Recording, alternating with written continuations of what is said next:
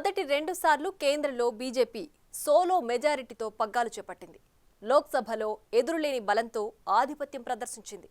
కీలకమైన బిల్లుల విషయంలో రాజ్యసభలోనూ ఎన్డీఏతో పాటు ఇతర పార్టీల మద్దతుతో మంత్రంగం నడిపింది. అయితే ఈసారి బీజేపీకి సింగిల్ మెజారిటీ దక్కలేదు. ప్రభుత్వం ఏర్పాటుకు మిత్రపక్షాల మద్దతు అవసరమైంది. అదే సమయంలో రాజ్యసభలోనూ బీజేపీ బలం తగ్గింది. దీంతో పెద్దల సభలో బిల్లులు పాస్ చేయించుకోవడానికి ఎన్డీఏకి వైసీపీ, బీఆర్ఎస్ల అవసరం ఏర్పడే పరిస్థితి కనిపిస్తోంది.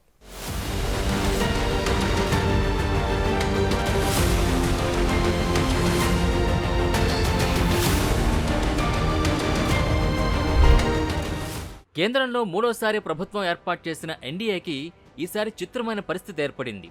మొదటి 2 సార్లు లోక్సభలో సోలో మెజార్టీతో మోడీ ప్రధానిగా బాధ్యతలు నిర్వహించారు. అయితే మూడోసారి ఎన్డీఏ పార్టీలైన టీడీపీ, జేడీయూ, జనసేనలు బీజేపీకి అవసరమయ్యాయి. లోక్సభలో ఏకఛత్రాధిపత్యం లేకుండా పోయిన కమల్నాథులకి రాజ్యసభలోనూ ఇప్పుడు బలం తగ్గిపోయింది.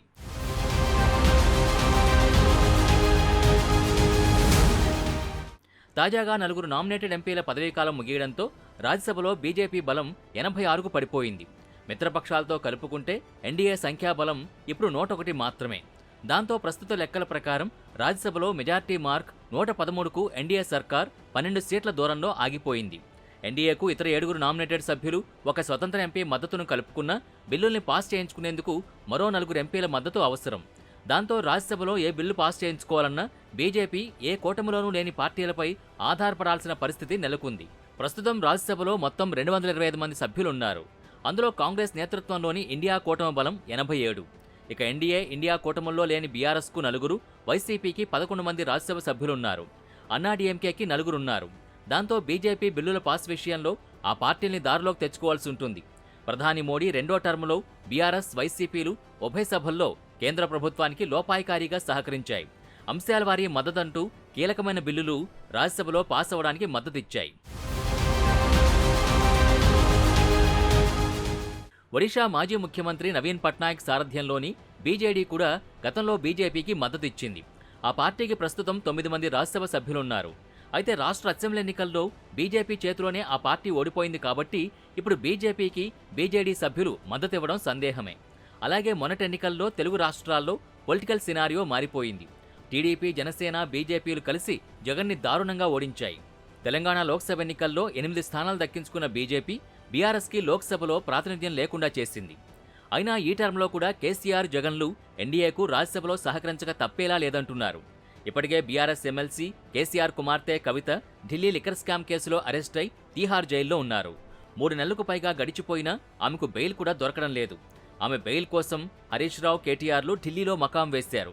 అటు బెయిలు, ఇటు రాష్ట్రంలో కాంగ్రెస్ దూకుడు తగ్గించడానికి బీజేపీ పెద్దలతో టచ్లోకి వెళ్లి పావులు కదుపుతున్నారన్న ప్రచారం జరుగుతోంది. ఆ క్రమంలో రాజ్యసభలో గులాబీ పార్టీకున్న 4 సభ్యులు బీజేపీలో విలీనంపై పెద్ద చర్చే జరుగుతోంది. ఆ విలీనానికి కవిత బెయిల్కు లింకు పెట్టి రకరకాల ఊహాగానాలు వినిపిస్తున్నాయి.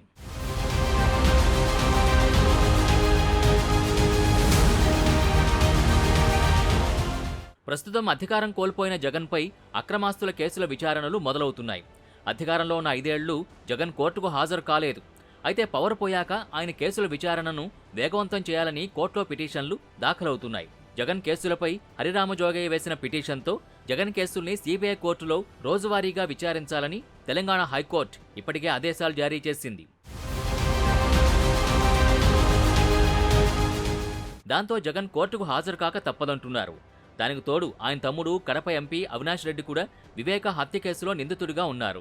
ఈ కేసులన్నీ కేంద్రం పరిధిలోని సీబీఐ, ఈడీ విచారణల్లో ఉన్నాయి. కేసుల భయంతో అయినా జగన్ మళ్లీ మోడీకి మోకరిల్లక తప్పదంటున్నారు. మొత్తానికి గద్దె దిగిన మాజీ ముఖ్యమంత్రులిద్దరి పరిస్థితి విచిత్రంగా తయారైంది ఇప్పుడు.